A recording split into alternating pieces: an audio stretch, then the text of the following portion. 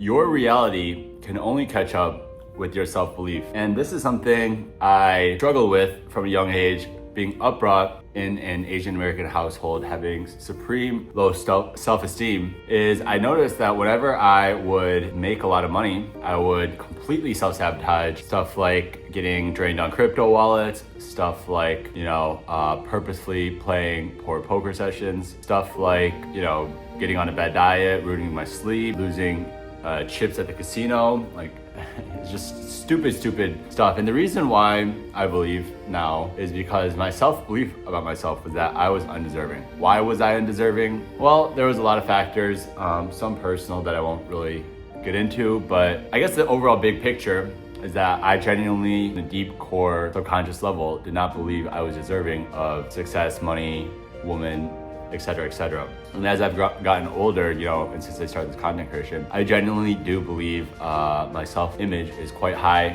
I have learned not to, dictate my self-worth based on what society deems important, which like school, job, family, career. I just don't have the same values as what society deems important.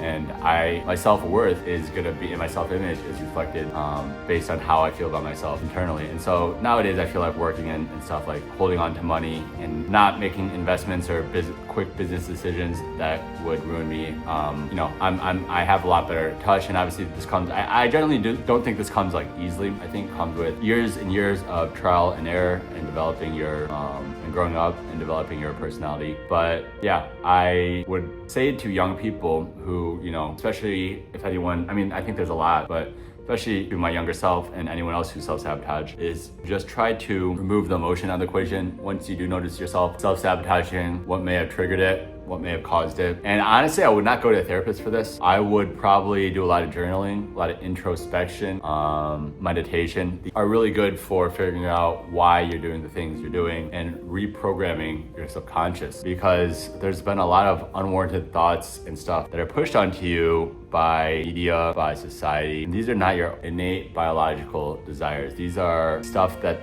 they want, the people in charge want to, kind of make you believe in and really brainwash you in a sort of way. So I really urge the viewer back at home, do a lot more introspection, be a lot more analytical. Don't be so emotional when it comes to financial decisions. Once you make money and once you're around money and once you see how people move with money, you'll see that money can create all sorts of emotions in people. And I genuinely believe what my poker career taught me is that the people who hold on to money are able to detach their emotions in money decisions, because your emotion really should not be the driving point behind decision. And when you can also recognize emotion in other people's investment strategies is where you can get sort of an edge in the market. This is, we are emotional creatures, we are not robots. And so you really want to separate emotional from logical decisions. I feel like you will get very far in life by doing so. Let me know what you guys think. Peace.